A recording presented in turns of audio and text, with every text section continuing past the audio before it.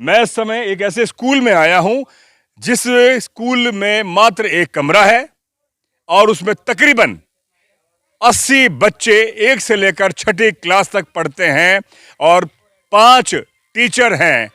आप ये देखें कि 5 टीचर, 80 बच्चे, और ये स्कूल जो हम बता रहे हैं राजकीय प्राथमिक विद्यालय रुंद डडिकर उमरेन अलवर में है और ये अंग्रेजी माध्यम स्कूल में भी कन्वर्ट हो गया है, महात्मा गांधी अंग्रेजी माध्यम का। तो आप देखें कि ये 5वीं क्लास के बच्चे हैं और जो टीचर पढ़ा रहे हैं ये इस स्कूल के प्राचार्य हैं, हेडमास्टर हैं।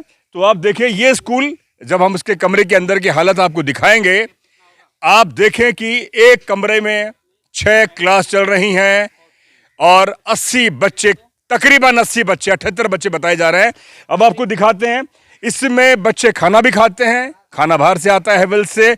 और देखिए अब आपको इसमें बर्तन भी रखे हैं, पूरा स्टेशनरी का सामान भी है। और एक इस कक्षा के अंदर आप देखें इस स्कूल की ये स्थिति है। अब कैसे कंसंट्रेशन बच्चों का बैठता होगा जहां पर एक के साथ में 4-4 टीचर, 3-3, 4-4 टीचर एक ही कमरे में पढ़ा रहे हैं। यह है हमारा भारत का विकास, यह है हमारे राजस्थान का विकास। और किसी भी तरह से हम ब्लेम यहाँ के सरकारी टीचरों को नहीं कर रहे, लेकिन ये जिस तरह से राजस्थान सरकार ने कहा कि हमने कई मॉडर्न स्कूल और महात्मा गांधी स्कूल हमने स्वीकृत किए हैं, विकास और शिक्षा पर एक बहुत बड़ा बजट हमारा हमने आवंटित किया है। तो ये अब बताइए इस गांव के आसपास के ये बच्चे हैं और पूरी तरह से लगन से ये टीचर इन बच्चों को अपना समय देते हैं, पढ़ाते हैं।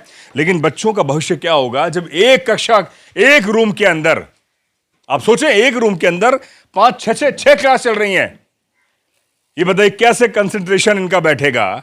तो इसी में ये यहाँ पर इनके बारदाना या जो कहे बर्तन, स्टेशनरी का सामान, और जब ये हालात हमारे इन स्कूलों की है और सरकार ने इसको मॉडर्न महात्मा गांधी इसको अंग्रेजी माध्यम का स्कूल भी स्वीकृत कर दिया है। तो चलिए यहाँ के जो हेडमास्टर हैं हम उनसे भी बात करेंगे। इस समय क्लास चल रही है, बच्चे पढ़ रहे हैं बड़े लगन से बच्चे, और ये सब गरीब परिवार से आते हैं बच्चे।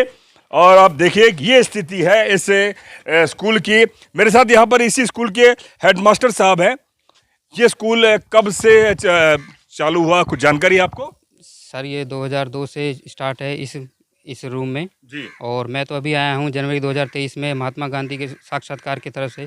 और इससे पहले मेरे साथी थे अरविंद सर जी जो यहाँ के एचएम थे, उन्होंने मेरे को बताया कि इसके लिए ज़मीन 2016 में अलॉट हो चुकी है और उसका हमने एसएमसी प्रस्ताव, यानी सर जो अरविंद सर हैं इनके द्वारा एसएमसी प्रस्ताव लेकर और भवन निर्माण के लिए आगे भेज दिया गया है। अब देखते हैं। तो उसके बावजूद भी कोई किसी भी तरह से कोई जमीन आवंटित नहीं हुई है? सर जमीन आवंटित हो चुकी है, यहाँ पर पास में ही है। अच्छा। हाँ तो वहाँ हो चुकी है। तो अब देखते हैं आगे भवन निर्माण के लिए कब तक क्या प्रक्रिया होती है। तो मुझे आप ये बताइए, एक ही रूम के अंदर 6 क्लास चल रही हैं, अगर लॉजिकली तौर पे देखें, आप शिक्षक हैं, मैं भी एक शिक्षक ही हूँ, तो क्या इन बच्चों को कंसंट्रेशन से पढ़ाया जा सकता है या सब बताइए? जी नहीं ये नहीं पढ़ा जाए, लेकिन क्या है कि सीमित साधन हम तो उसी हिसाब से इन बच्चों को पढ़ा रहे हैं जैसा हमको उचित लग रहा है, जितना हो रहा है हमसे। मतलब ये पूरे प्रशासन को, शिक्षा विभाग को, स्थानीय प्रशासन को ध्यान देना चाहिए। जी देना चाहिए ना? हाँ जी। तो बिल्कुल हम नहीं चाहते कि ये सरकारी टीचर हैं, क्योंकि कई तरह से अनुशासनात्मक कार्रवाई इन पर हो जाती है। हम एक पत्रकार हैं और एक मीडिया संस्थान चलाते हैं, लेकिन अब देखें कि धूप पड़ रही है, खुला इस समय धूप के बावजूद कुछ क्लास बाहर भी लगती है। और इस स्कूल की बदतर स्थिति यह है कि जहां एक तरफ सरकार कहती है कि हमने करोड़ों, लाखों करोड़ों रुपए शिक्षा पर लगातार वो खर्च कर रही है, लेकिन उसका आउटपुट यह है कि एक कमरे में 6 क्लास चल रही हैं, 5 शिक्षक हैं। अब सोचें, या मिड डे मील भी खिलाया जाता है, बाहर से खाना आता है। यह है मेरे साथ यहाँ पर इसी गांव के उप सरपंच हैं, क्योंकि जानकारी जब हमें आउटपुट हमसे मिलता है, इनपुट, तो उसके बाद हम लोगों से हम उस जगह जाते हैं। इतनी बदतर स्थिति, एक रूम के अंदर 6 क्लास। सर मैं 2002 से नहीं, मैं 2005 से इस स्कूल को देख रहा हूँ। जी। मैंने जब से इस स्कूल में देखा है उसी टाइम से अब तक इसमें कोई बदलाव नहीं हुआ है। हाँ। और इसमें सरकार द्वारा इसको इंग्लिश मीडियम भी बना दिया गया है, लेकिन अभी तक इसमें शिक्षक तो लगा दिए गए हैं, लेकिन कोई बिल्डिंग की कोई कार्रवाई नहीं करी गई है, कोई पानी की कोई कार्रवाई नहीं करी गई है, कोई बच्चों के लिए कोई व्यवस्था अच्छी से नहीं की है। और भी देखो ना, आप व्यवस्था देखो, इसी के अंदर ये जो बारदाना पटक रखा है, इसी के अंदर बच्चे बैठा रखे हैं। ये कब तक हम ऐसे सहन करते रहेंगे? इस सरकार से हमने कई बार प्रस्ताव दिया है, अब तक भी इस सरकार ने हमारी बात को संज्ञान में नहीं लिया है, और कई बार हम चक्कर काट चुके हैं। ऐसी स्थिति में हम सरकार से नाराज हैं। हम चाहते हैं कि जल्दी से जल्दी इन बच्चों को शिक्षा के लिए भवन तैयार करा जाए और इन बच्चों को अच्छी शिक्षा के लिए व्यवस्था की जाए। तो बिल्कुल ये उप सरपंच हैं यहाँ के, ऐसे इलाके के, ऐसे गांव के। आपने बच्चों के भविष्य को बिल्कुल खराब कर रही है सरकार। कोई सरकार, ये सरकारी स्कूल है, कोई प्राइवेट स्कूल नहीं है।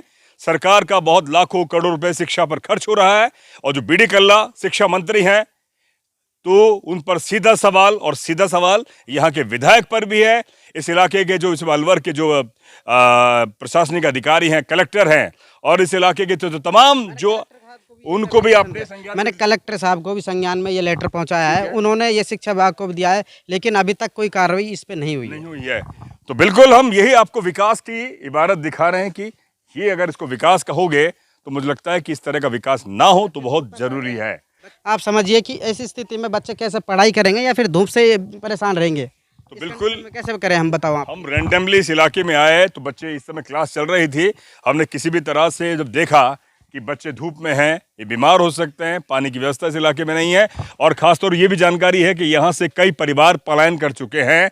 आप देखें कि पूरा आसपास का इलाका खाली है, उसकी वजह कि यहाँ पर पानी की व्यवस्था पूरी नहीं है, किसी भी तरह की कोई सरकारी अस्पताल और स्कूल की व्यवस्था नहीं है। ऐसे में अगर इन बच्चों को नहीं, इनके पर ध्यान नहीं दिया गया तो मुझे लगता है कि सीधा सवाल ये प्रशासन पर है। देखते रहें डेमोक्रेटिक भारत।